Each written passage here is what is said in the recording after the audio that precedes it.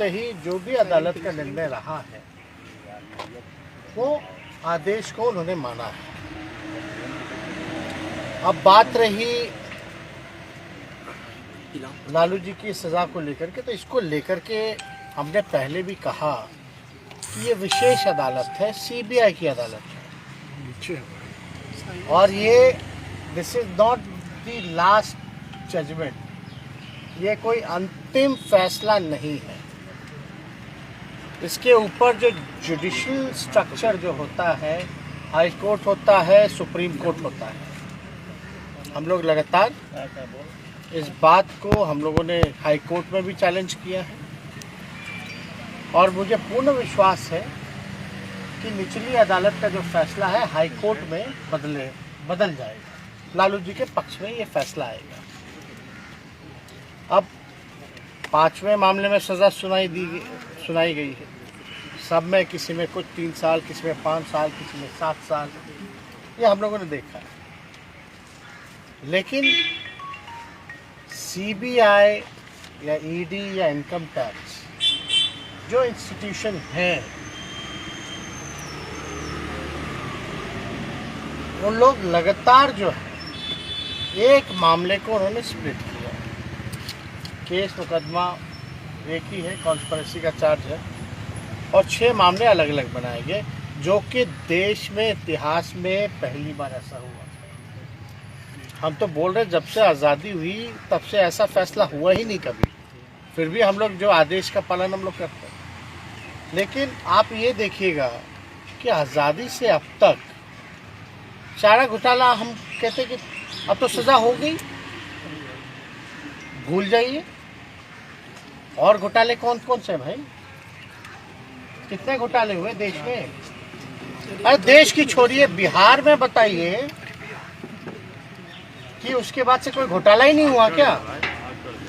लगभग 80 घोटाले हो गए। Where is CBI? कहाँ है सीबीआई? कहाँ है ईडी और कहाँ है इनकम टैक्स और इंटरपोल? एनआईए कहाँ है? हम तो पूछना चाहते कहाँ है भाई? कितनी तेजी! और देश में केवल एक ही नेता, एक ही घोटाला। गजब की एजेंसी है भाई, पीठ थपथपा रही है। ये तो तुत्ता का काम करती है, इसमें तो हमको बोलने की जरूरत नहीं है। लालू जी थोड़े से क्या सक्रिय हुए बेचारे, आप सब लोग जान रहे हैं कि तबीयत उनकी खराब थी, है भी। वो तो राष्ट्रीय अधिवेशन था तो उसमें उनको रहना ही था। थोड़ी सी क्या सक्रियता हुई।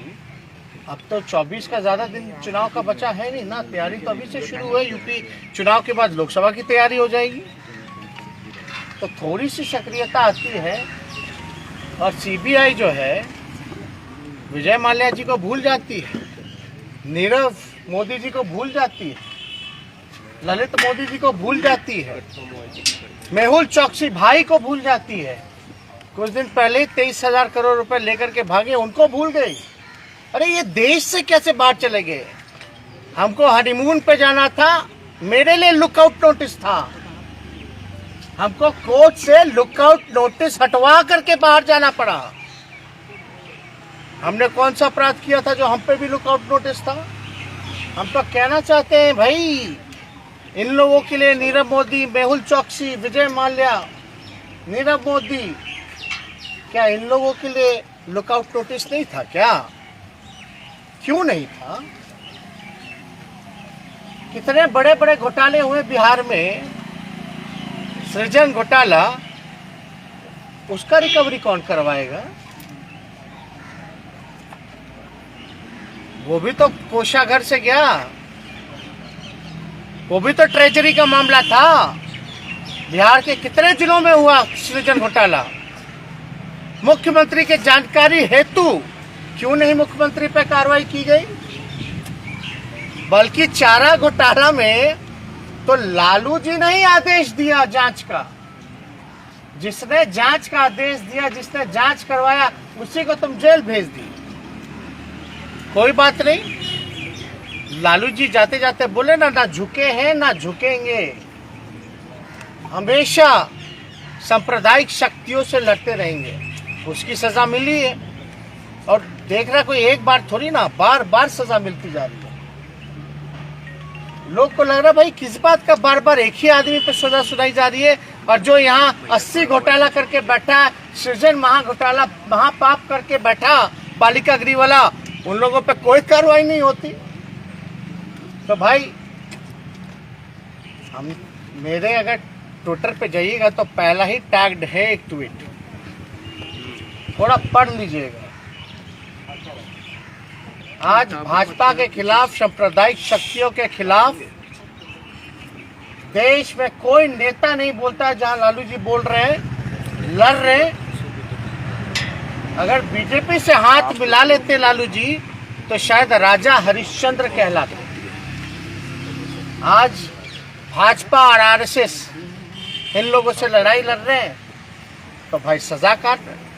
तो लालू जी डरने वाले हैं क्या, या हम लोग को डरने वाले हैं क्या? लालू जी का साथ जो हो रहा है देश की जनता और बिहार की जनता देख रही है।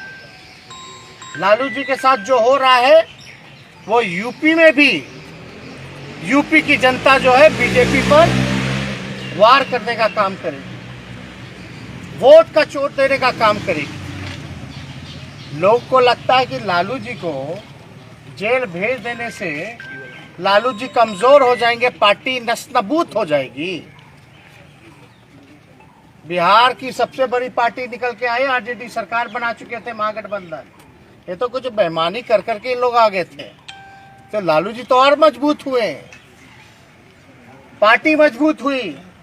और लालू जी का एक एक सिपाही आने वाले समय में बीजेपी और आरएसएस को बिहार की धरती से और नीतीश कुमार जी जैसे बेईमान नेता को खत्म करके, खत्म मतलब पॉलिटिकली खत्म करके ही सांस लेकर के जो है वो काम करेगा। ये चुनौती है जो देश के लिए, जिन लोग बर्बाद कर रहे हैं, जो देश के युवाओं को बर्बाद कर रहे हैं, देश के संपत्तियों को बेचा जा रहा है। तो सीबीआई, ईडी, इनकम टैक्स नहीं है, रेल बेच दिया, सेल बेच दिया, एयर इंडिया बेच दिया, LIC बेच दिया, इंडियन ऑयल, भारत पेट्रोलियम सब बेच दिया, लेकिन चार्जशीट हम लोगों पर। किस शर्त पे बेचा, क्या बेचा, और खरीदार 2-4 ही लोग पूरे देश भर में देश के संपत्तियों को खरीद रहे हैं। ये है क्या न्याय? कहां है जांच एजेंसियां? हम तो चुनौती देते हैं, थोड़ा जांच करके बताएं। अरे सीबीआई प्रकोष्ठ है भाई भाजपा का, लेकिन जिस दिशा में ये जांच एजेंसियां काम कर रही हैं, ये आने वाले समय में देश के लिए खतरा है।